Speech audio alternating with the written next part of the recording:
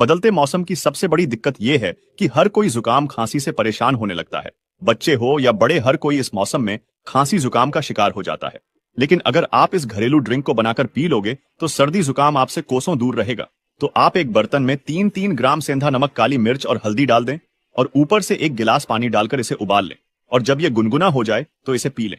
ये इतना असरदार नुस्खा है कि लाखों लोग इसे आजमा चुके हैं और उनका सर्दी जुकाम एक दिन में ही चला गया। अगर आपको यह नुस्खा अच्छा लगा हो तो कमेंट में यस लिखें।